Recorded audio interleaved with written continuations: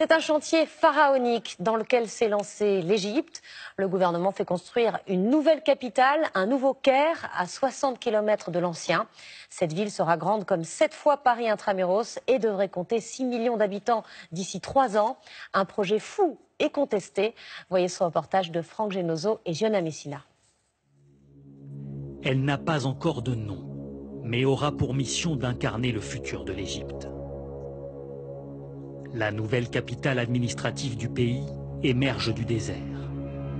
Chaque jour, des milliers de camions et des dizaines de milliers d'ouvriers viennent participer au plus grand chantier d'Afrique. Grande comme 7 fois Paris intramuros, la ville regroupera bientôt toutes les institutions égyptiennes. Les ministères dans ces bâtiments dépouillés, le palais du gouvernement, ou encore un parlement 3 fois plus grand que l'actuel. Son hémicycle pourra accueillir jusqu'à 1000 députés. Nous sommes parmi les premiers à être autorisés à y entrer. Là, on est au premier niveau, mais il y aura 16 rangées de gradins jusqu'en haut. La population égyptienne augmente rapidement, alors on a prévu 3 fois plus de places dans l'hémicycle pour accueillir plus de députés. Les ouvriers se relaient ici 24 heures sur 24. Car le déménagement du Parlement et des premiers ministères est prévu dès l'an prochain. Ici, il y aura le ministère des Affaires étrangères, celui de la Justice et celui de l'économie. Pour arriver jusqu'ici, les nouveaux habitants emprunteront ces autoroutes à 12 voies. Un aéroport et 1200 lieux de culte sont également prévus, comme cette cathédrale copte ou cette impressionnante mosquée. Plusieurs centaines de milliers de fonctionnaires s'installeront également dans ces immenses quartiers résidentiels. La ville doit à terme accueillir 6 millions de personnes. Ici, il y aura des espaces verts entre les immeubles, des places de parking pour tout le monde et des appartements spacieux. On sera loin de la situation au Caire actuellement.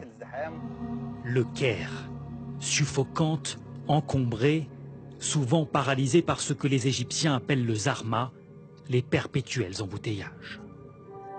La nouvelle capitale s'en éloignera de 60 km et promet des espaces verts et une architecture rappelant celle de Dubaï.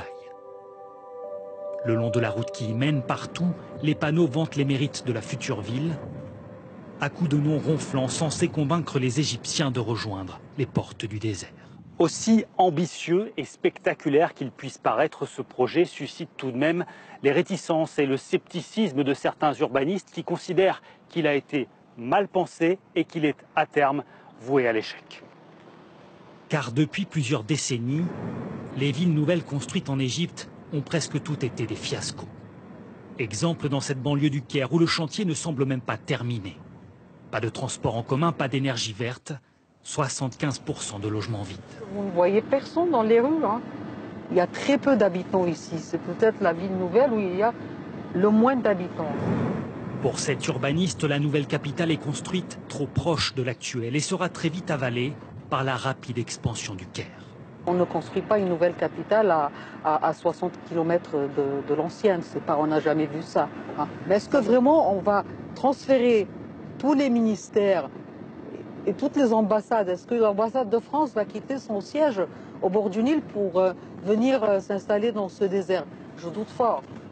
Ce projet à 40 milliards d'euros peut-il tourner au fiasco? Pour convaincre les sceptiques, le président égyptien doit lui-même s'installer ici dès l'an prochain. Il prendra, dit-on, ses quartiers dans un palais digne des pharaons, un bâtiment qu'aucune télévision n'a pour l'heure été autorisée à filmer.